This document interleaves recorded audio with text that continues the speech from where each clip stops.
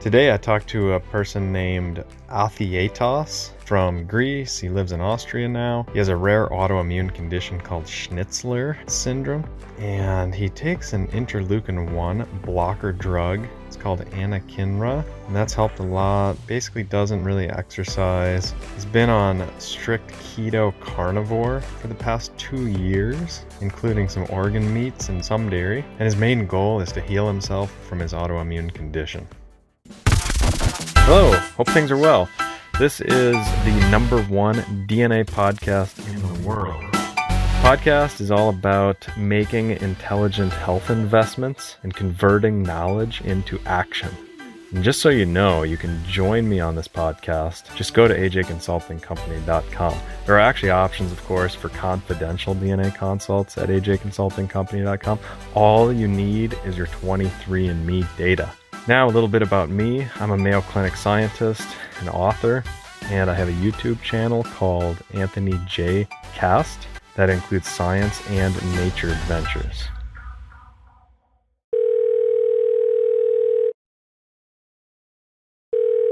Oh, I appreciate that. So are you actually in Greece?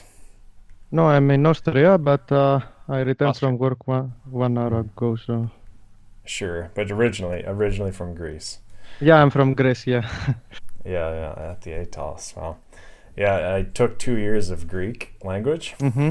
I Interesting. was just purely reading it, like biblical Greek, ancient Greek, which is quite different because I've been to Greece, and it's quite different when you try and speak. Yeah, we had some ancient Greek also in school. Mm-hmm. But I think that the way that they teach it outside of Greece is a bit different in pronunciation. Sure. And what was interesting with you is you've done your DNA with Ancestry and you've done your DNA with 23andMe, which I like. And you've done it actually with other companies too, right? Because you had your whole genome sequenced? I have also my full genome from 2 companies, Dante Labs and BGI Genomics. Good. The thing with this stuff is, of course, okay, you can get your perfect file, let's say, of your DNA, but okay, having the letters and understanding what's going on is a different story. I mean, Yeah, sure. yeah. Well, did you notice? So, of course, I analyzed both your Ancestry file and your 23andMe file. Did you compare them at all? Yeah, I checked them a bit. It's interesting. Yeah, there are a few ones that are only in 23andMe and some that are only in Ancestry. Exactly. Isn't that tricky? Yeah. So sometimes there's no differences between the two. I've had a lot of people send me both their DNA files from both separate companies. And in every case that I've seen, there's no conflicting information. Like, for example, there won't be a plus minus on one and then a plus plus on the other. And so that validates the technique, just to indicate that at least they're actually sequencing your DNA and it's super accurate. But the first gene on here is called APOE, and you may have heard of it. Yeah, I know it. Mm-hmm. Yeah. It's an Alzheimer's risk. So Alzheimer's runs in your family? I don't know. Oh, good. I mean, yeah, no. Good. Wow. Do you know your grandparents? Yeah, I know them. They didn't have that Alzheimer. Of course, maybe they had a bit of old age degeneration, a bit, but not really Alzheimer's. They lived in Greece from both sides of the family? Greece or around the Aegean Sea, so for sure close to the sea, let's say. Right, a lot of seafood probably. Yes. That's good, yeah, because that ApoE gene comes up on 23andMe and does not come up on Ancestry, of course. That's one of the benefits of doing 23andMe is it picks up that gene. Otherwise, your brain section is exactly the same all the way through, except for one other gene, just to compare the two. The Ancestry includes a lifespan gene called Serotonin, and 23andMe does not have that gene. So that's the benefit of doing Ancestry in that case, because you actually determine your Serotonin status, and that's an important gene for lifespan. And it's easy to fix. You just want to make sure you get plenty of grapeseed extract or, resveratrol, a lot of people use as a supplement for that gene. Yeah. But again, that's a difference. Otherwise, the brain section is exactly the same. And generally, I'll just stick with the 23andMe for now, and except, if you notice a gene that comes up on Ancestry and you want to discuss it, let me know. I mean, that sirtuin gene is the only one in the brain section, so of course we'll start with the brain section. With the ApoE gene, I do recommend taking fish oil, high quality fish oil, like a triglyceride DHA or phospholipid DHA, or eating seafood every day. So that's the most important thing. I mean, it's a DHA transporter. Yeah, I mean, before I was supplementing a lot of DHA, my triglycerides were very low, were 50, and now I'm on a carnivore diet. I don't supplement, but still my triglycerides are 50. Yeah, so I'm not worried about that. I'm not surprised. I eat some cod liver, and it has a lot of omega-3, so. Right. So you're doing a strict carnivore diet, or you're eating some veggies, or how is that? I'm doing a strict carnivore with a lot of organs, and Good. also the good thing is that here in Austria, I buy the highest quality animal food, so Right. yeah, it's very high quality. Yeah, in Europe they have excellent standards. Good. That's interesting. And the other Alzheimer's genes relate to inflammation and carbs. But the inflammation, I mean, we'll talk a lot about in the diet section and the joints and all this. Do you do intermittent fasting, though? That seems to be the key component here. I mean, I do 2 meals per day, something like 8 hours, Okay. 16 hours. Good. Oh, that's intermittent fasting. Yeah, that's exactly right. I mean, that's exactly what I recommend. Yeah, I mean, my ketones are very high, both in blood and urine, actually, so. Excellent. So you check your ketones with a keto mojo or some kind of a keto measure? Check blood or breath? Yeah, I mean, I don't check that regularly because, I mean, in the end, what I eat, it's very standard. Consistent. Yeah. Yeah, but because I do checkups every 3 months, they check blood and urine, so Excellent. I have some measurements there.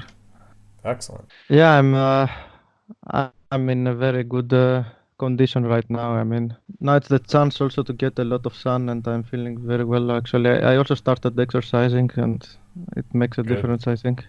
Oh, yeah. Yeah. Yeah, I just did a DNA consult this morning with a 16-year-old and her father. Mm-hmm. And the 16-year-old girl was the focus of the DNA consult, and she has depression. She has cysts on her ovaries. She's on a number of really hard prescription drugs, like SSRI drugs, like Zoloft and things. And and she never gets out in the sun. She eats standard American food. She never exercises, and she sleeps 16 hours a day. So sad. Yeah. I was telling her the sleep quality is a lot more important than the number of hours, and the best way to increase the sleep quality is you got to exercise, you got to get out in the sun, you got to change your diet. It's important. Yeah, I mean, I have a lot of friends, and one friend of mine, also a girl, she had PCOS, Mm-hmm. Yep. she had IBS, Mm-hmm. and of course, yeah, everything, crazy. I mean, the doctors, okay, they give medication for PCOS and diabetes. Right. They give medication for the IBS here and there, and the nutrition that they said, okay, just eliminate one thing here, and one here, and one thing there. I mean, it cannot work like that. You have to eliminate first everything and then reintroduce. Yeah, it's a lot of it is about what you remove from your diet instead of what you're adding to it almost every time. Yeah. But intermittent fasting sounds like you're doing that. That's excellent. And then your brain actually does really well with carbs, which is an advantage. So that's a good gene. Usually like having plus genes, it sounds like you know a lot about genetics, but plus genes on my report are generally problem genes because you have thousands of good genes. I just mostly want to focus on the bad ones. Mm-hmm. And figure out what's bad about them and how to fix them. But this is a good gene that your brain can deal well with carbs. So that's an advantage. I always had a lot of clarity, I think, in the mind, but when I Right. changed now it's even better, but I didn't notice a huge difference, let's say. Right, when you went keto carnivore. Yeah. How about with your inflammation and things like that? Does that decrease with eating keto carnivore noticeably? Um, yeah, I mean, I was expecting a bit more. Yeah. I mean, I still need my drugs. So you mentioned in your email you have an inflammatory condition, not completely solved exactly what it is. Yeah, it's a very rare autoimmune disorder. Right. Schnitzler.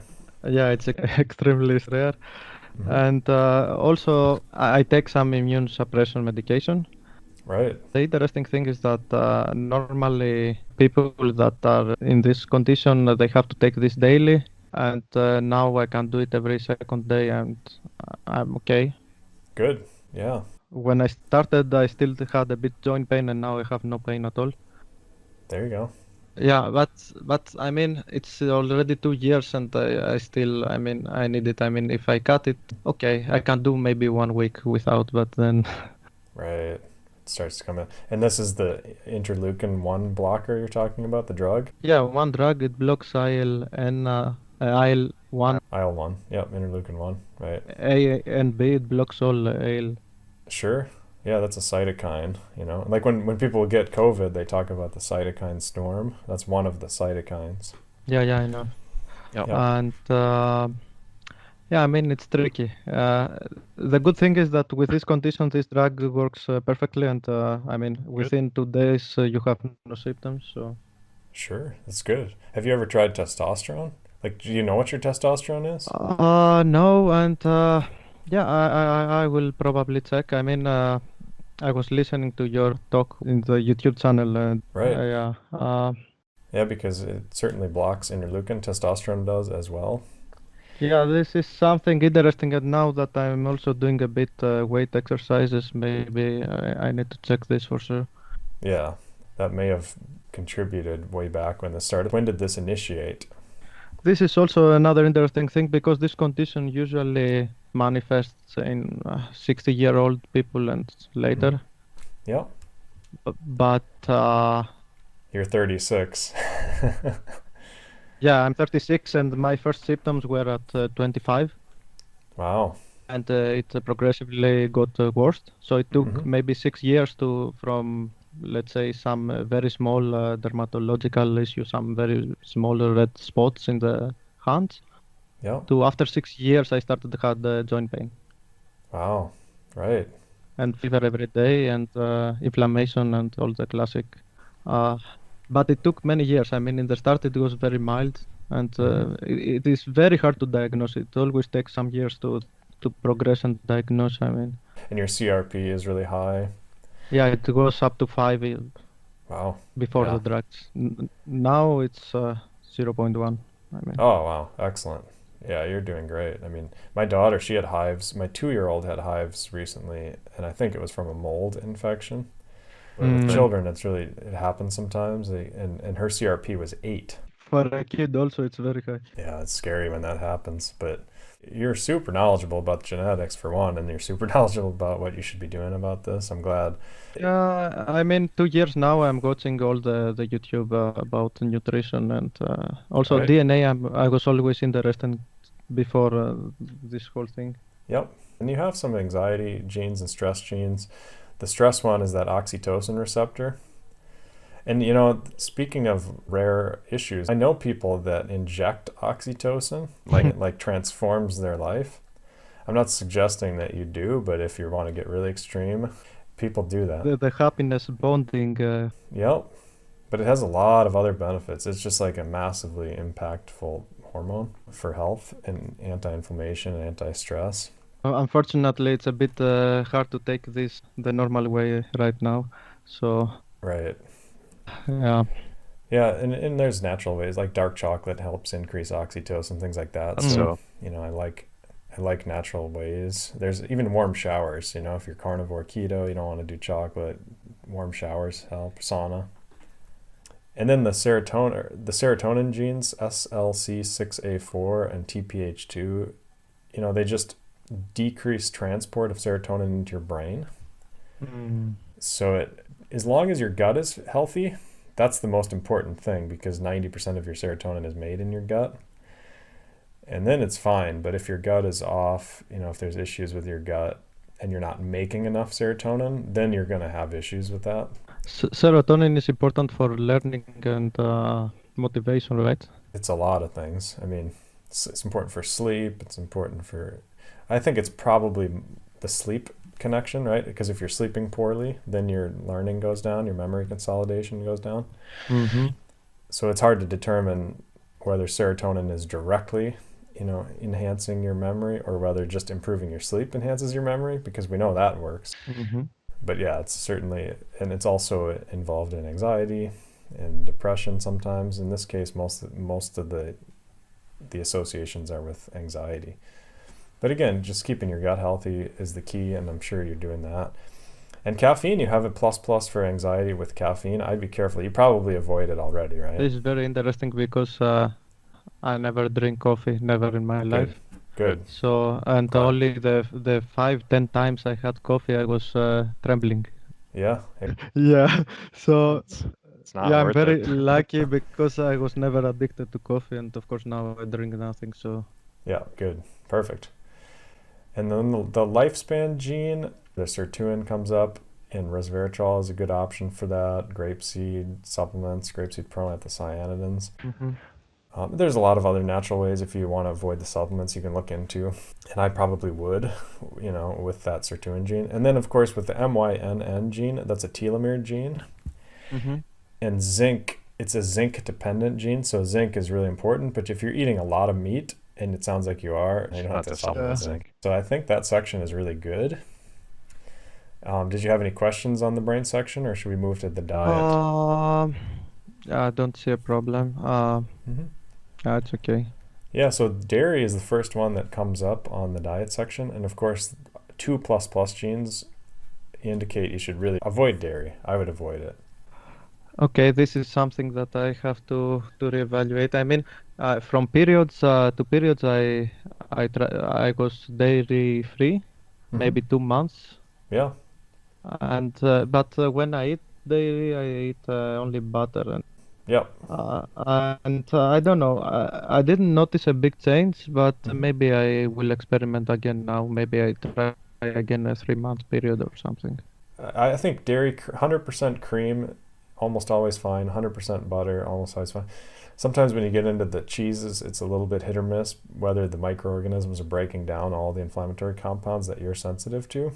But I would switch to goat cheese for a while and try and just stay in that direction, Now this is also interesting. Yeah, the proteins. Yeah. Yeah, the casein. Casein is generally addictive and inflammatory because it interacts with the casein and morphine. It basically activates your morphine receptors. So it literally has addictive properties. Of course, the quality of the dairy products I have here is very top. Right. It's the raw products from local farms, and even the taste is totally different. Right. Oh yeah, Austria is great. I lived in Austria for 6 months. Yeah. In Gaming, if you know where that is. Gaming. Yeah, I don't remember now, but it's like in the middle of nowhere. It's outside of Vienna, west of Vienna a little bit. But it's way out in the mountains. Yeah, I'm also in the middle of nowhere, and this is problematic because no one's speaking English here. So. Oh yeah. Yeah, but in the end, yeah. Yeah, but anyways, it's an amazing country. I love it. But yeah, they have the cows out there. They have those brown cows. Exactly. And especially these daily products. I mean, you can buy Gouda cheese from the supermarket and Gouda cheese from this farm, and it has a totally different taste. Right. Totally different product. I mean, it's. Yeah. Well, they have goats there too. I see a lot of goats out there. So Yeah, I eat a lot of them. Yep. So with the type 2 diabetes risk genes, everybody has some of these genes. I mean, you're low carb. I'm not worried about these. Exercise definitely comes up as an important thing. Intermittent fasting comes up obviously important again. I don't want to spend too much time on carbs because you already have a pretty good idea here. I see Ancestry has one more gene, the PPP1. Correct. Yeah, and that's interesting. PPP1R3A. It gives rise to more insulin resistance within muscles. So when you do eat carbs, you really want to make sure you eat the carbs around your workouts right before you work out, Yeah, sure, so that your for sure. muscles can clear out that Exactly. that sugar. Like I say, fairly rare too, so that's important. In fact, even with carnivore, sometimes people's blood sugar starts to creep up, and you might even consider like eat meat and then work out. Working out after you eat might be a good strategy if your blood sugar tends to creep up a little bit.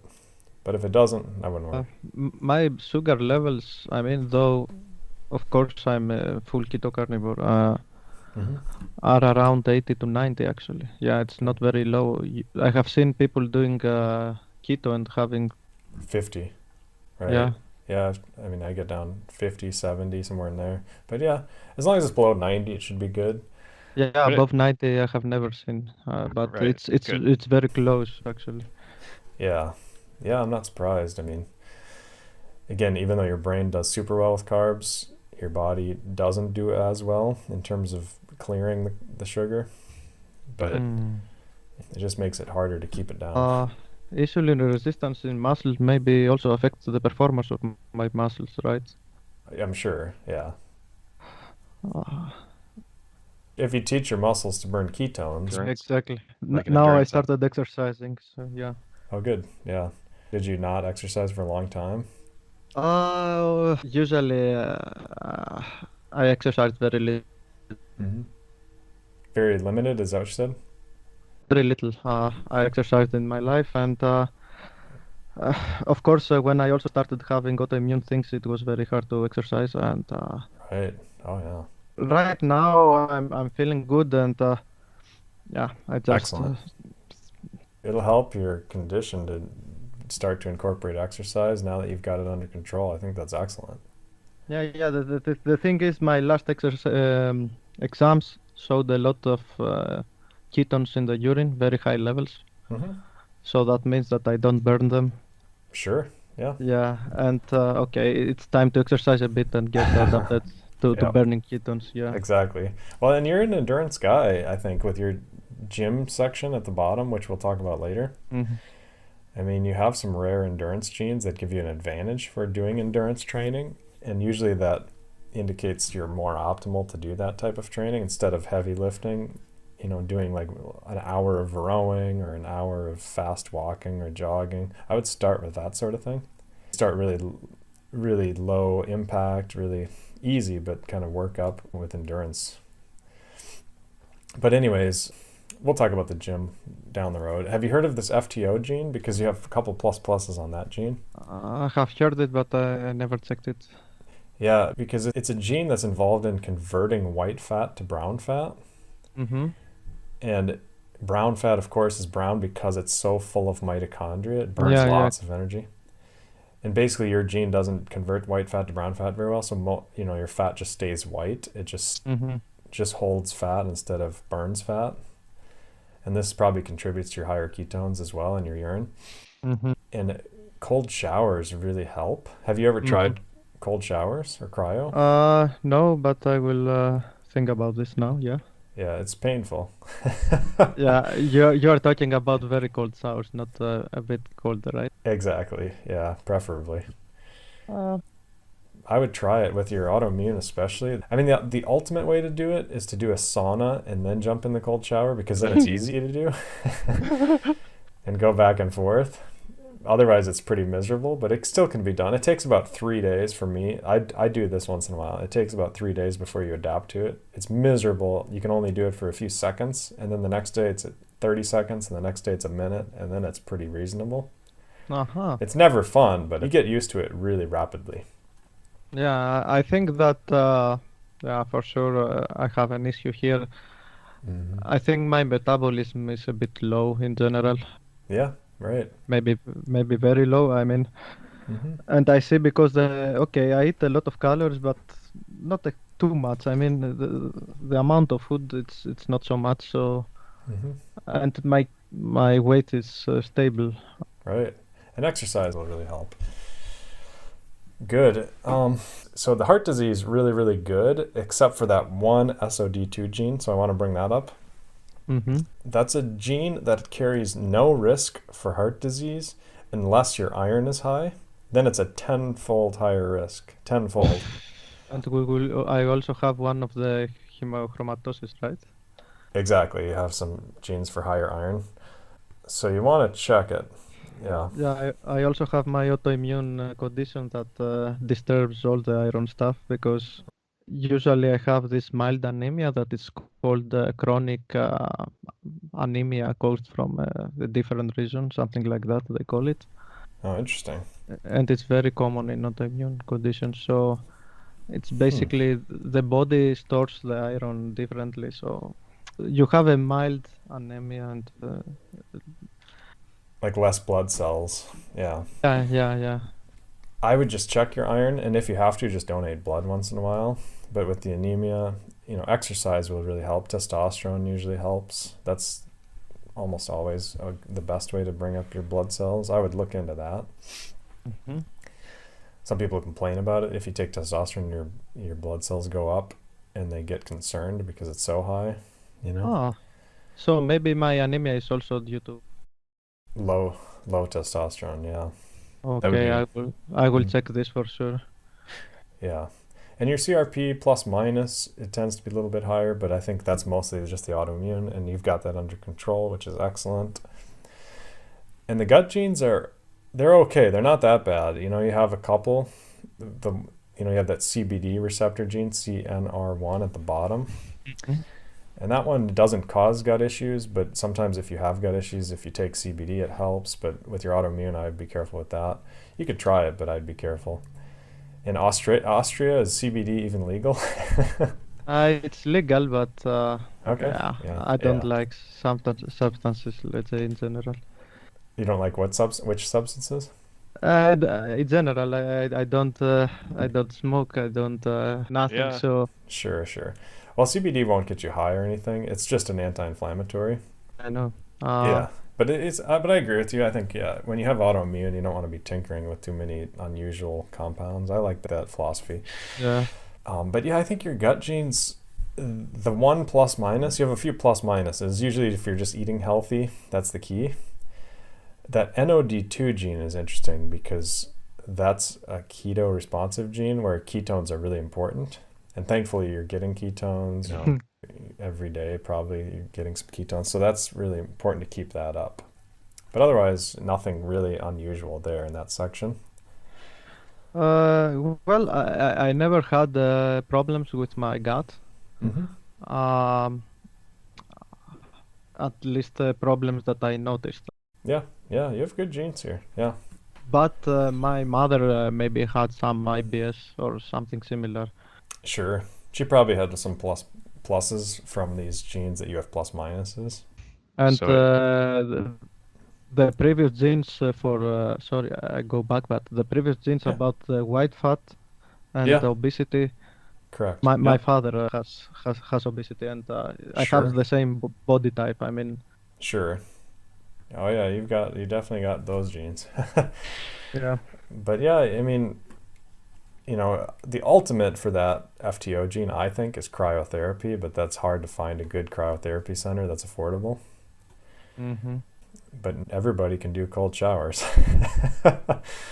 Yeah, I will try. Maybe also I will try now. I go for vacation. Maybe I try swimming and see.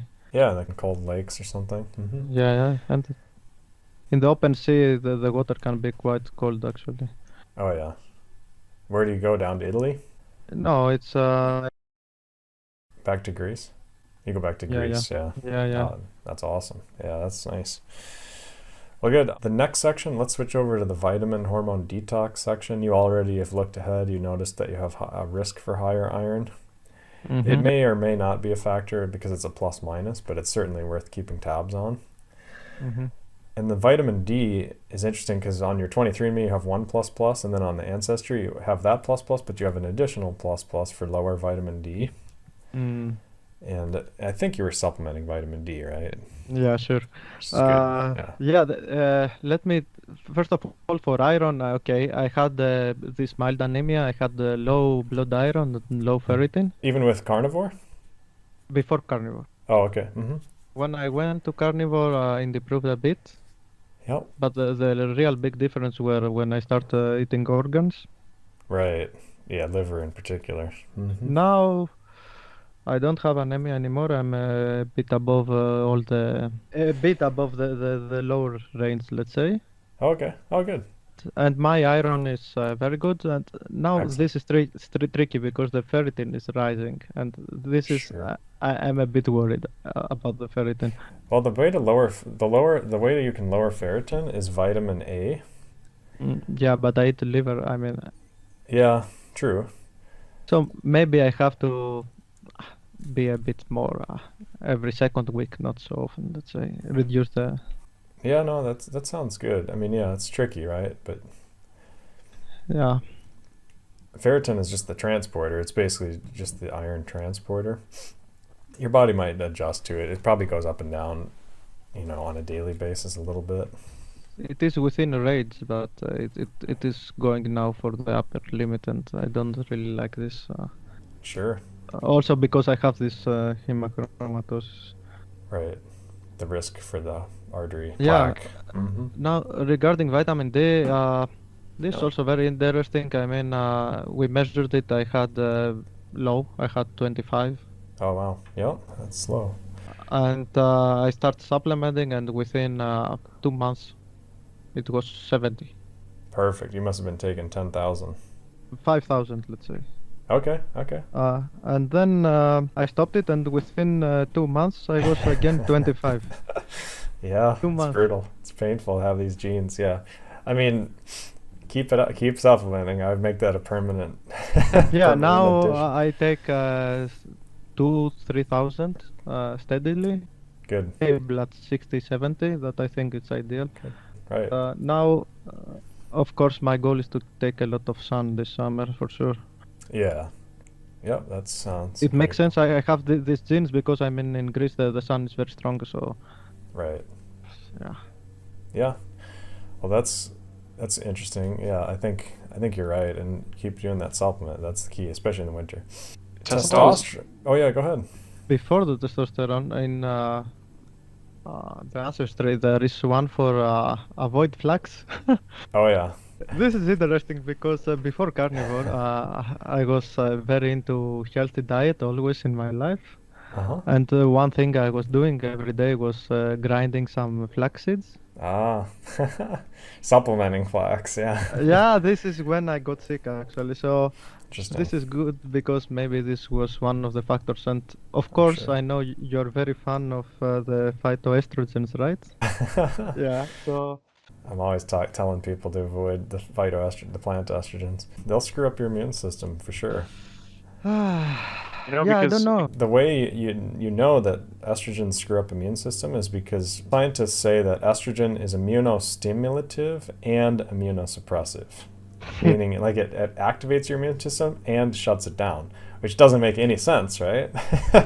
Yeah, But that's just how estrogen works, because when women are pregnant, your immune system can't destroy the fetus, but it also Yeah. has to fight off disease. yeah. When you throw off estrogen, there you get a lot of weird things, but sometimes the immune system overreacts. Yeah. I mean, I don't know. I mean, before carnivore, I was taking a lot of supplements and I was also eating a lot of things like that. So I don't know. Right. These things maybe played a role to deteriorate my condition. Right, exactly. Well, in testosterone, you have a tendency to be low, which, as you know, it comes up on your ancestry and does not come up on your 23andMe. So, I also have a gene of low testosterone. Didn't know that.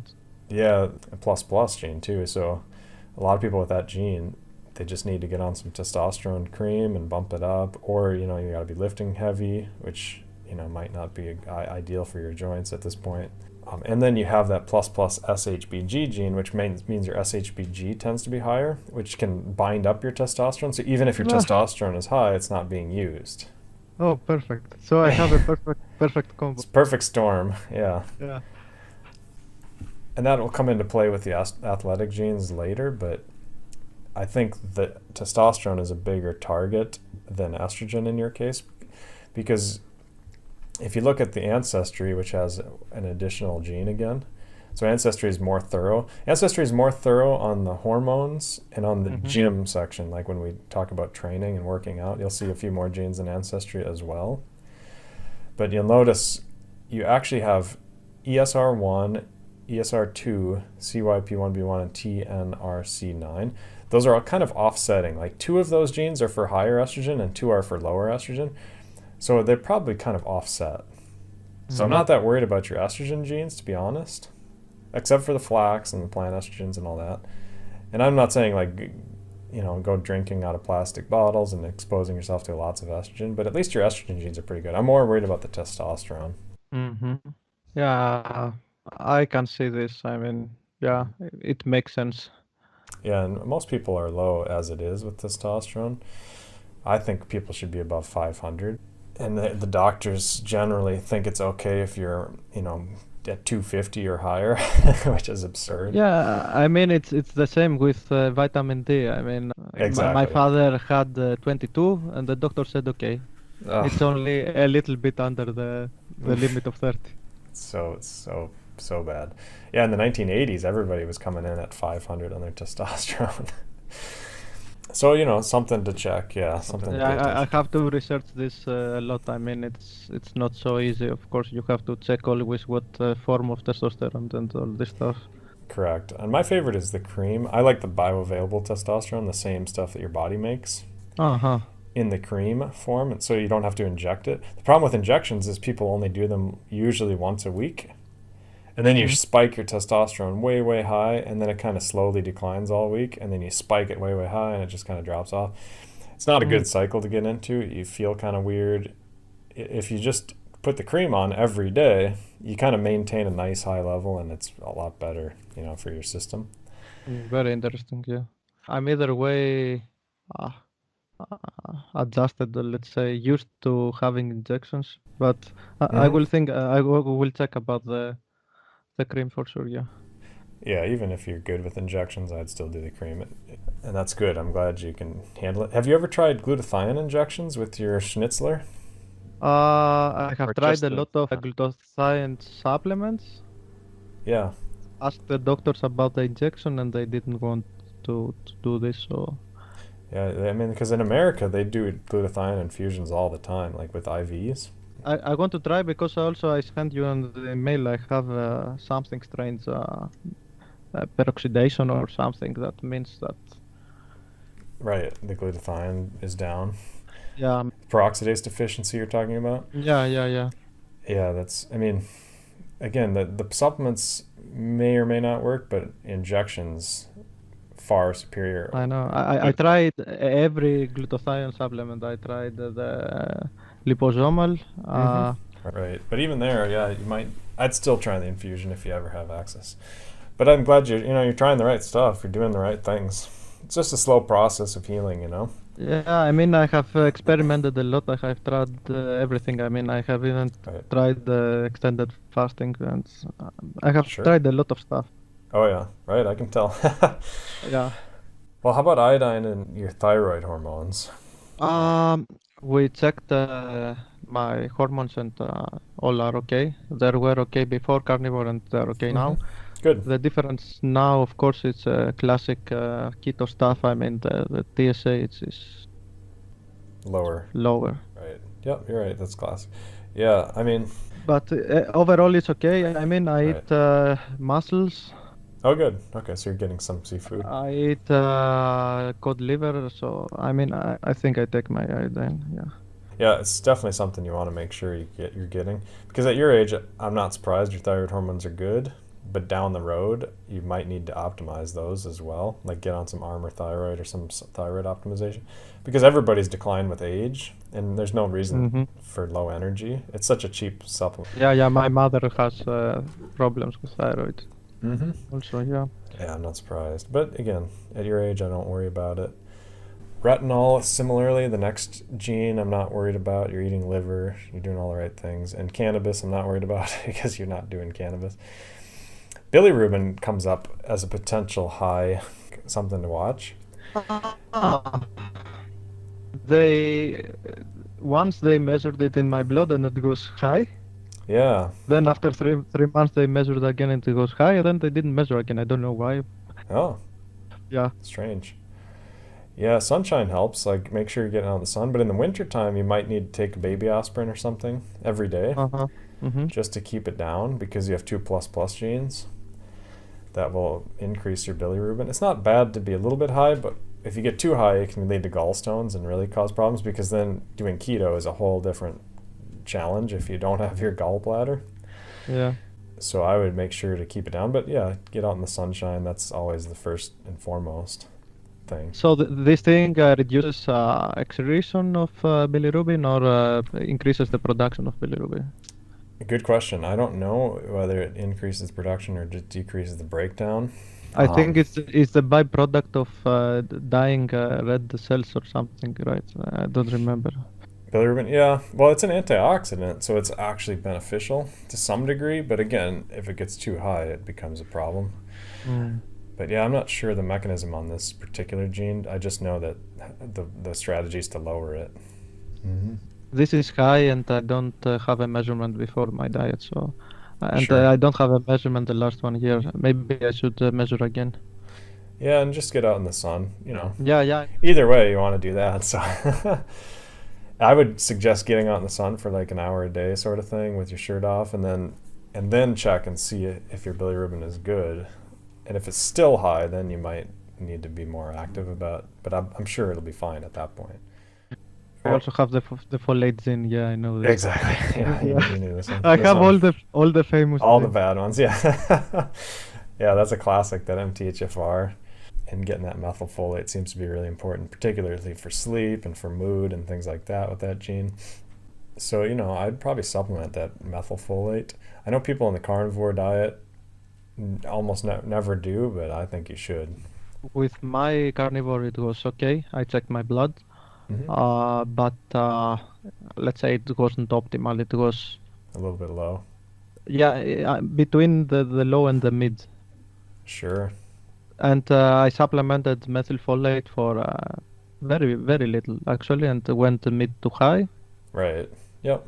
Then I stopped. And I will see again, because in the end I'm not. I'm okay. Yeah, I would just take, it's a DNA precursor. So it helps your body make DNA, which of course is really important for your immune cells, and your immune system turns over a lot. There's a lot of cells that die, cells that regenerate, new cells that are being made from stem cells, which all require lots of new DNA. And so you don't want to be low on your methylfolate when you're already inhibiting your immune system. Yeah, but okay, because I eat eggs, I eat liver. Either way, even without supplements, You're getting a little bit, yeah. Yeah. But you don't need leafy greens. Leafy greens have the most. Yeah, I know. But even without supplements, I'm okay. But okay, I supplemented a bit to be in the high level because I like this. Okay. Yeah, and the vitamin E is simple because you're not taking supplements for vitamin E, so I'm not worried about that. Yeah. And then fructose, you're not eating fructose, I'm not worried about that. Yeah, me neither. So that's And excellent. the good thing is, again, I wasn't eating a lot of fructose. Never. I was eating a bit, but it's not this. Not a problematic amount. Yeah, especially in the US with processed foods, that fructose is everywhere. It's terrible. Everywhere. Yeah, It's yeah. insane. It's like if you're going to avoid high fructose corn syrup in America, you pretty much have to eat whole foods. Yeah, exactly. There's almost nothing. Yeah, there's nothing that doesn't have exactly high Yeah, it's fructose corn insanity. syrup. Yeah. And we wonder why we have 40% obesity in America, right? Yeah, I think fructose and omega-6 is the two main, the worst Yeah. things in the diet. It doesn't matter what diet you do. If you eliminate fructose and omega-6. Depends on genetics, but yeah. You'd be surprised. Every once in a while I bump into somebody who handles sugar extremely well. And of course they think everybody should just be able to count calories and lose weight whenever they want. And Yeah. but yeah. So the gym section. Should we switch over to that section, or did you have questions on the vitamin section first? I think we are okay with the vitamins. Yeah. Again, you'll notice a little bit of variation between 23andMe and Ancestry in terms of which genes that they offer. There's no conflicting information, it's just a little different information. And the key is they're both indicating you're an endurance person, plus, and that's a rare gene. BDKRB2, bradykinin, is not that common. And it's found in particular in like Olympic athletes that are in endurance sports, the ones that do marathons and things like that. Gives you a real advantage. Yeah, I will never do a marathon. Oh, I don't say never. I don't think it's I mean, exercise is good to do, I don't know, strength. Right. Yeah, endurance exercise, I don't think it's the healthiest thing to do. Well, it damages people's hearts oftentimes because troponin I increases. But there's a caveat there. There's some nuance there because what happens is they measure people that are racing in marathons and they're doing full effort for 3 or 4 hours straight. And so, of course, they're going to have some heart damage and stuff. But if you slowly work up to doing a marathon, like you go for a walk for 3 hours a day, and then you start to slowly jog for 3 hours a day, and then you jog a little bit faster for 3 hours a day, and then eventually you're doing a marathon, there's no heart damage. It's perfectly fine. It's just a lot of time. And you got to work into it really slow. And it still sounds a bit risky and a bit not ancestral. I don't think that humans will go run 10 kilometers running. I don't know. Have you ever been hunting? Hunting moose in the mountains or something, or elk? Usually they don't run after that. I do tons of running. So I have a medical doctor from China who's a friend of mine. He's an MD, PhD, and he was over here in America. And he's never been hunting, of course, because it's all illegal over there. He's never shot guns, all this. So I took him out. And he's run 11 marathons, I believe. He's run a lot of marathons. So he's really well. He's in shape. He's really skinny. And I took him hunting for a few days in the snow. And he says hunting with me for one day was much more difficult than running a full marathon. But I bow hunt, right? I don't use a gun. I bow hunt, bow and arrow. And so you got to get really close to the animals, and it's really challenging. I cover a lot of ground, and I hunt out in western Minnesota, which is really flat country, real grassland. It's mostly walking, but it's really intense walking because you're going through snow, and sometimes you run. So you'd be surprised, but... This sounds very nice, and here also it's legal, but you have to take a special license, and I don't know, it's a lot of work, but what I'm saying is that if we go to paleo... Right, way back. They were eating big things like mammoths and stuff like that, and they never hunt by running after them. They hunt by intimidation and throwing stones from... Maybe. And traps and stuff like that. That basically, strength exercising, holding big rocks. Well, for most people, actually, that's true. But for you, you've got the endurance genes, which means that your ancestors probably did do endurance thousands of years ago. I don't want to run. No, I don't think you should with your autoimmune. But as it gets better, I think you should do more endurance instead of heavy. Heavy is going to be tough on your joints with the autoimmune and your genetics. I usually tell people if I'm giving a talk to 1,000, to a big audience, like at the keto conference, I think there's 5,000 people. Generally, if I'm giving a huge talk, I'll tell people to focus on lifting heavy, right? Because 80% of people, that's what they should be doing. But there is a good 20% of people that should be doing endurance training according to their genetics, and you're pretty far in that direction. So improving your metabolism, improving your blood flow, improving your inflammation. Again, you don't have to, but that's my suggestion. And the joints, of course, have a few risk genes, but they're related to interleukin, and you're already taking an interleukin inhibitor. Like, say, testosterone also inhibits interleukin. And poor diet is usually the big trigger with interleukin. But in your case, I think you're fine there. The gene I'd be most concerned about is that DIO2, because as you age, if your thyroid hormones go down, you have a risk for osteoarthritis, where your joint tissue just kind of slowly declines, and then you get bones rubbing on bones. This might be my grandpa, maybe. Yeah. Osteoarthritis is painful. Yeah, for sure. Get him on some thyroid hormones, They're cheap. They're relative, like compared to testosterone or something, they're only like $30 a month, which is a lot cheaper than a $20,000 surgery. Yeah, sure. For a knee replacement or something, and it protects all your joints, not just your hips and not just your knees, whatever. Yeah, but right now my hormones are okay. I'm just talking for your grandfather. Okay. Get him on some thyroid optimization. Oh, no, you know. it's they're not in life anymore, so Oh, I see. they had some problems like that. Yeah. Gotcha. And blood flow is important, and that's true for everybody. Just make sure you move. That's a common gene issue to have. It's not rare. Gout, I'm not worried about because you're not on the high sugar diet. The thing is, I had very high. Uric acid? Yeah. Oh, well. I don't have any symptoms of gout, so. Interesting. Even now you have high uric acid? Yeah, I have, and especially the last one was very high because it was 3 months quarantine. Yeah. Just sitting for 3 months doing nothing. Sure, that's probably a big part of the problem is you're not exercising. Yeah, and the ketones are very high, and then you cannot excrete the uric acid probably. So. Mm-hmm. Yeah, exercise But is going to be important. Yeah. I mean, I don't have symptoms though. I mean, Right. the uric acid usually, in my case, is around 7, 8. Mm-hmm. The limit is 7, I think. The last one was 12. Sure. It's because even when you eat meat, because your blood sugar goes up a bit, because your body just does so poorly with carbs, it's probably, triggering some uric acid, but exercise will fix that. Yeah, sure. I mean, I think it's two things. The one is a lot of organs, and especially liver, and the other is, of course, the ketones. I mean, I produce a lot of ketones. I don't burn them. How is your back, like your spinal discs? Oh, I'm quite well, no problems. Oh, good.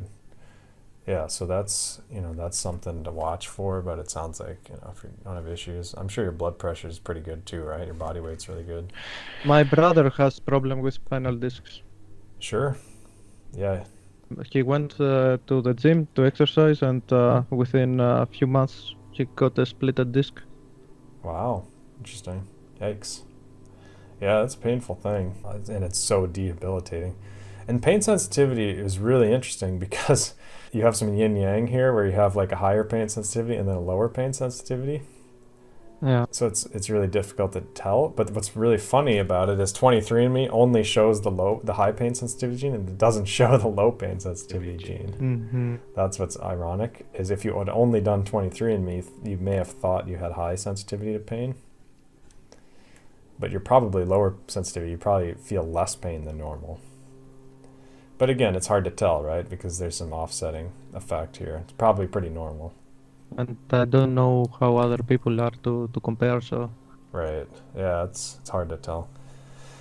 And the sleep section's not too bad. I think you're more of a morning person. Is that true? I have not tried. I have tried for 1 week, but.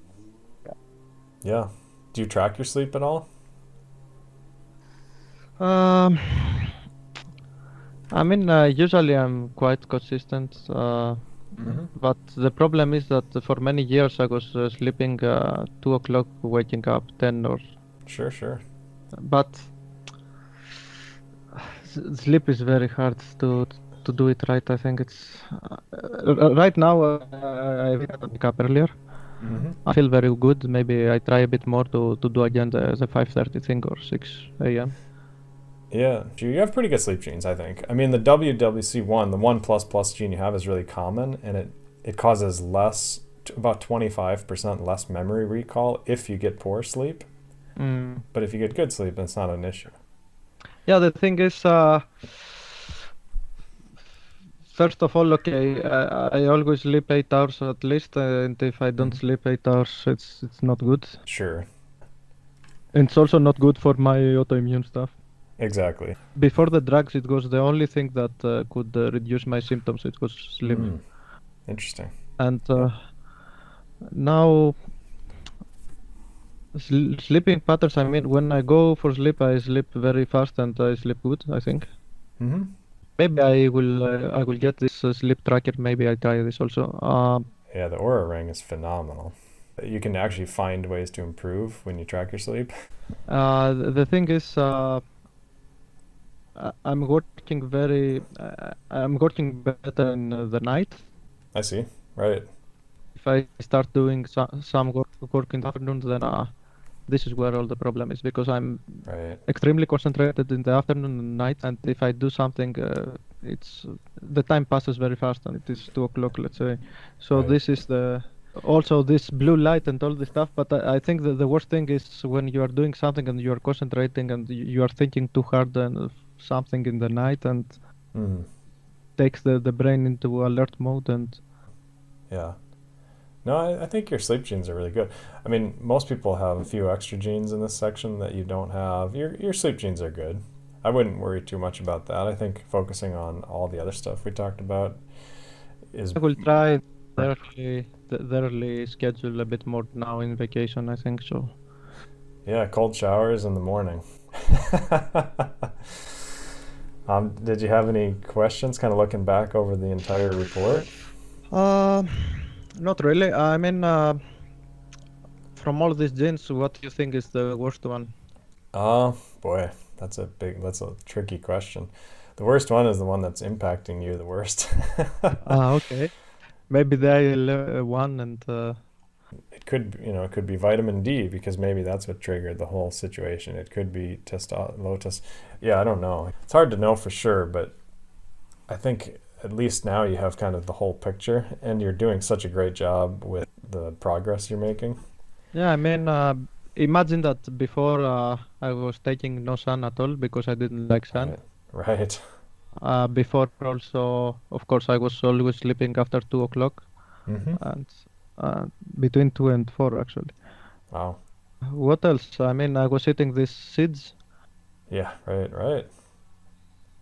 Yeah, you've come a long ways, yeah. Now I think the nutrition is perfect, but the sun and the sleep, I try. I mean, it's not so easy. No, I think, like I say, you're doing a great job. Keep up the good work. I mean, that's... Yeah, thank you. And make little changes here, do a few more tests with, like I say, the testosterone and things, and yeah, get on that exercise. Any kind of exercise is good exercise. Yeah, sure. Yeah, I mean, I also try to to pass the message to my friends, but it's impossible. I mean, people only Right. care about their health when they get When it's bad, exactly. yeah, when it's you have already crashed on the wall or something. Yeah, that's true. I agree. It's hard. And even then, as I told you about my friend that has this IBS and PCOS and all this stuff, and she didn't hear me, and Right.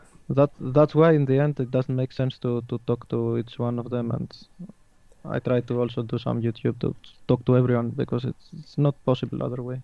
Mm-hmm. Right.